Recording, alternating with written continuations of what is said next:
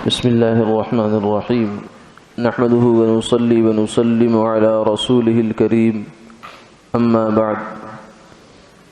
عن أنس بن مالك رضي الله تعالى عنه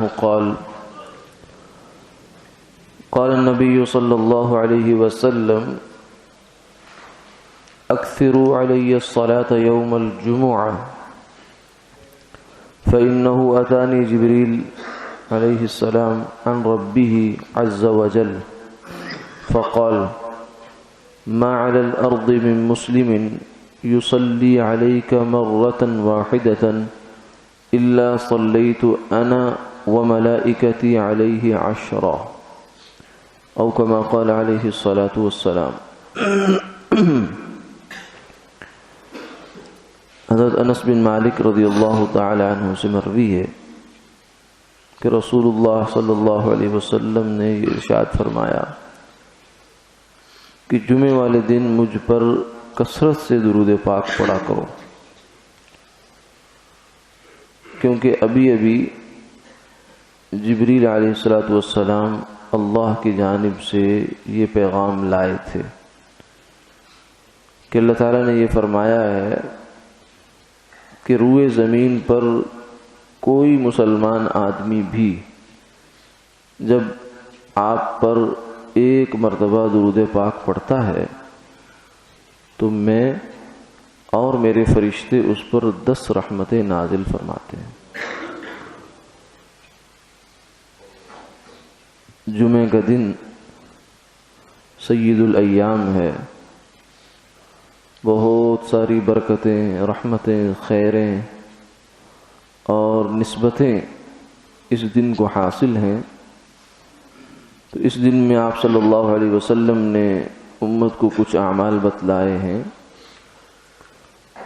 جیسے سورہ کہف کی تلاوت ہے اور جمعہ کے لیے جلدی آنا ہے، اور اسی طریقے سے ایک عمل جو اس دن کے ساتھ مناسبت رکھتا ہے وہ درود پاک کی کثرت ہے کہ آپ صلی اللہ علیہ وسلم پر آدمی جتنا زیادہ سے زیادہ درود پاک بھیج سکے، عام دنوں کی نسبت جمعے والے دن کثرت ہونی چاہیے۔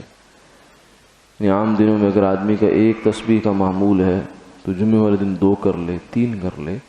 تاکہ آپ صلی اللہ علیہ وسلم کے اس ارشاد عالی پر عمل ہو جائے کہ کثرت سے درود پڑھو، یعنی عام معمول سے زیادہ پڑھو، کیونکہ فرمایا جبریل علیہ السلام آئے تھے اور اللہ کی جانب سے یہ پیغام دے کر گئے ہیں۔ اسے حدیث قدسی کہتے ہیں کہ روئے زمین پر کوئی مسلمان آدمی بھی جہاں کہیں کا رہنے والا ہو، مسجد میں ہو، گھر میں ہو، بازار میں ہو، دکان میں ہو، جنگل میں ہو، صحرا میں ہو، کہیں بھی ہو، وہ جب مجھ پر ایک مرتبہ درود پاک پڑھتا ہے تو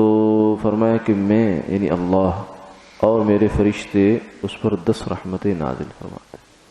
یعنی یہ گویا کہ آپ صلی اللہ علیہ وسلم پر جو درود پاک ہے یہ اپنی جانب اللہ کی رحمتوں کو متوجہ کرنے کا یقینی ذریعہ ہے، تو اس ذریعے سے انسان کو فائدہ اٹھانا چاہیے، اور بالخصوص جمعے والے دن درود پاک کی کثرت رکھنی چاہیے، اور جمعے کی تیاری بھی جو ہے بر وقت کر کے مسجد میں پہنچنا چاہیے، اور ایک سورہ کہف کی تلاوت ہے وہ بھی جمعے والے دن کے اعمال میں شامل کر لینی چاہیے۔ اللہ تعالی عمل کی توفیق عطا